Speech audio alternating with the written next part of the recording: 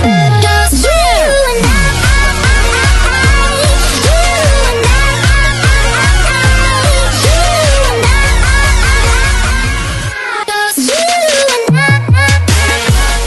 So, my health journey starts on October 30th, 2017.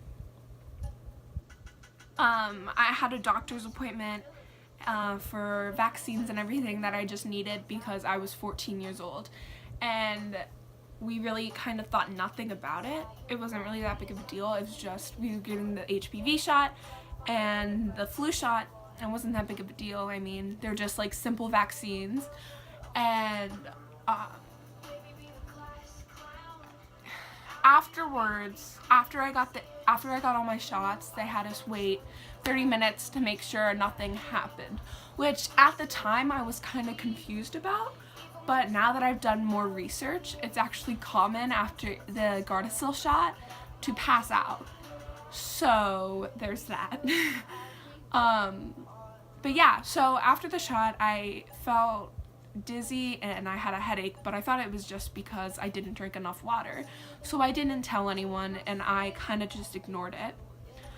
Fast forward to the next day, I was at school my freshman year and my joints started to hurt really, really bad. I've always had joint problems. It runs in my family, but they hurt like really bad, and it hurt in my hips, which didn't usually happen.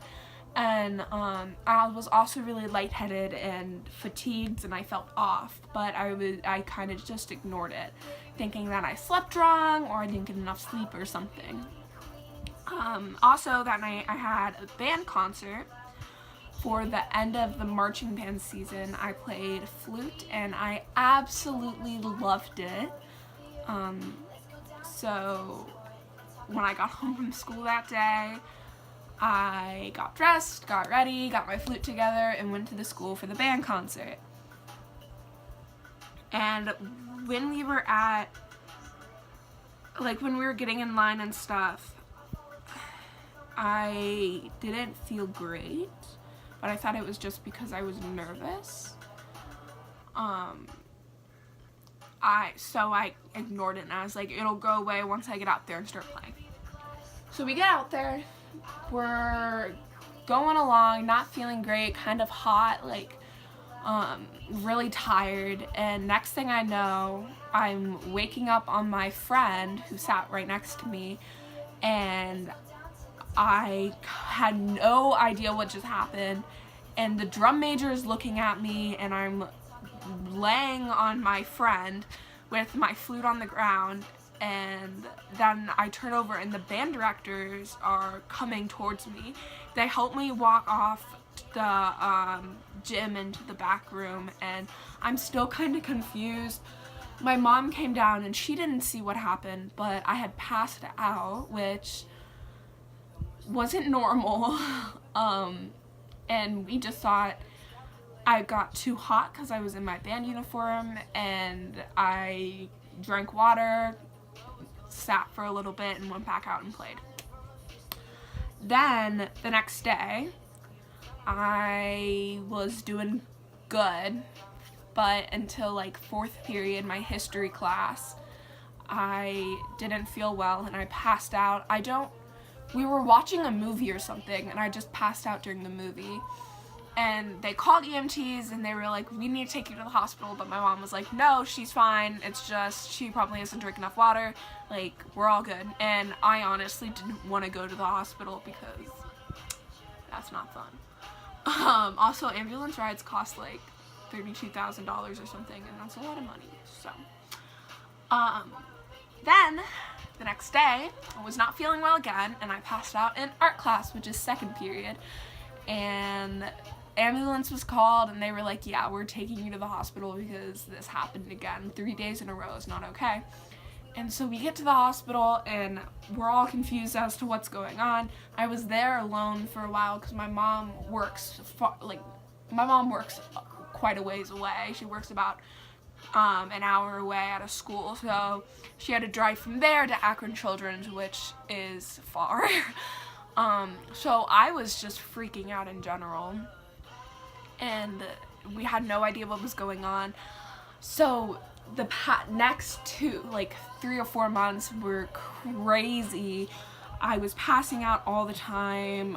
My anxiety was all over the place because I just didn't know what was going on, and I couldn't stay conscious in school. So in March, I was pulled out of school and was homeschooled for the rest of the year, which helped me a lot with just my symptoms and everything. Yeah, so over the summer, we thought it was just stress because I hadn't passed out since I was pulled out of school. And then I started passing out every few weeks or something, and we were like, okay. So we went to neurology at Akron Children's, and they misdiagnosed me with a conversion disorder. I think that's what they said it was. It was just anxiety, basically. We switched counselors, and I wasn't really getting better. My anxiety had gone down a lot, so my mom was kind of like, I don't think that's what it is. So one day though, I looked down and my fingers were swollen, and we were like, well, arthritis runs in the family, let's go to the rheumatologist. So we go to the rheumatologist, and she says I do not have arthritis, luckily, and she said something about POTS. I didn't know what it was at the time. I had a follower who had it, so I knew what it was, kind of. I didn't really know what it was. She explained it to us and recommended a doctor in Cleveland, Dr. Moodley. We went there, and he was like, yeah, you probably have this. So we scheduled a sweat test, a tilt table test, and an EEG, just to make sure that when I was passing out, it wasn't actually seizures. Fast forward to the end of the summer, I was not feeling well at all one day, and it was bad. I was not feeling well. I hate the ER, and I was like, we need to go because something's wrong. We get in the car, halfway there, I'm sitting there and I can't move or talk. Like, I'm aware of what was going on, when I couldn't move or talk, and I was crying. I was so scared. And we get to the ER, and they bring out a wheelchair. I get in the wheelchair, and we're doing all this stuff, and I'm like able to move a little bit, but not a lot. And yeah, so I get into the bed, and I'm able to talk again and all this stuff. And an hour or two later, they go to put an IV in me, and she's about to flush it, and I start having a seizure.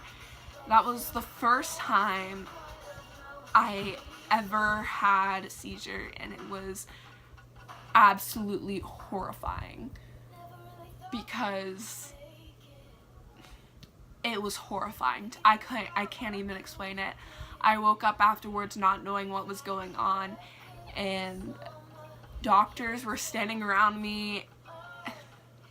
I was absolutely horrified. That night I had 3 more, I think. So I think I had a total of 4. It might have been a total of 3. I'm not sure. I was kind of out of it that day. Came home at 12 o'clock at night. Next day I had 2. Then wait a couple weeks, and then I had another one. It was absolutely crazy.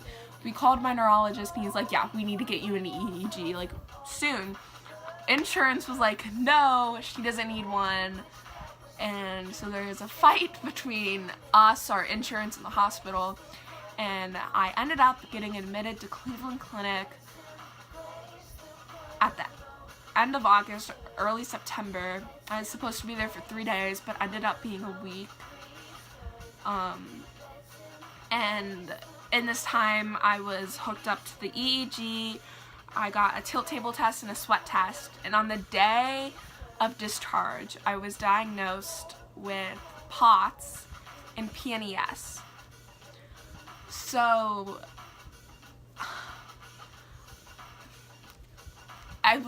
I finally had answers, and that was a great feeling. It was definitely bittersweet, but it was a great feeling. Ever since then, my POTS has been under control. I'm on Florinef, I wear compression socks, I eat salt like crazy, and my PNES has been under control. PNES is psychogenic non-epileptic seizures. It's caused by anxiety and other stress-induced things. Mine, we think, was caused by being undiagnosed for so long and not knowing what was going on with my body and being in all this pain. So we have my passing out and we have my seizures we know what's going on there. But I'm still in constant pain, and I'm having horrible stomach pains and joint pains, and I'm just really struggling. So I talked to my mom about it, and we go back to my rheumatologist, and she's like, well, you still don't have arthritis, which is good, but we don't know what's causing all this stuff. So again, we go home with no answers. And I start talking to one of my friends that I met in September. Her name is Sophia Kranz, and I absolutely love her.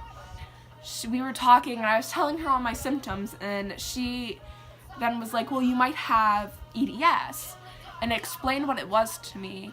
And I was like, well, this explains everything, what's going on.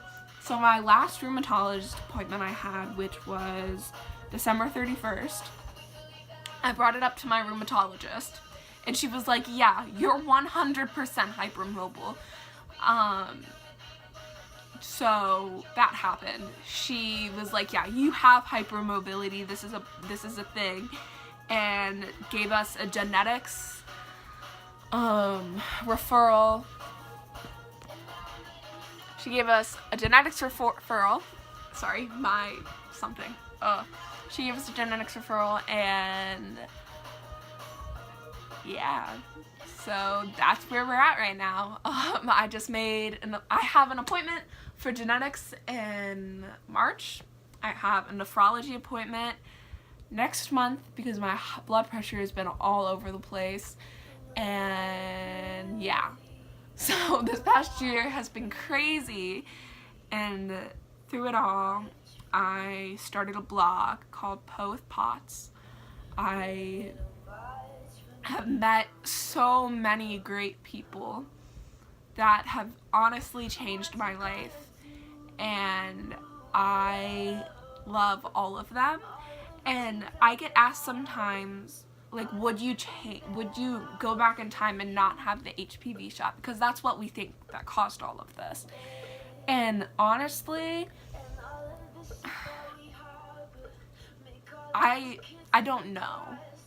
It would be great not to be sick and feel like this every day. But if I hadn't, but if I hadn't gone through that, I would not be the person I am today. And I like the person I am today. I like the people I have met along the way, and I feel like I'm truly helping people understand chronic illness and helping people know that they're not alone what they're going through. And that means a lot to me, because in the beginning I felt so alone. I had no idea that other people went through this, while my story is actually very common. And I just love doing that for other people, because being 14 years old, your freshman year, or any age really, and something changes your life forever, like a chronic illness, you're gonna have some anxiety and depression from it, and it's hard to deal with that kind of stuff if you don't have a support system. And having a support system, no matter how far away the person is, it's so important. And just knowing that you're not alone. If you guys enjoyed that, that was basically a summary of my life the last 2 years. The next video will be edited much better. But yeah, please subscribe.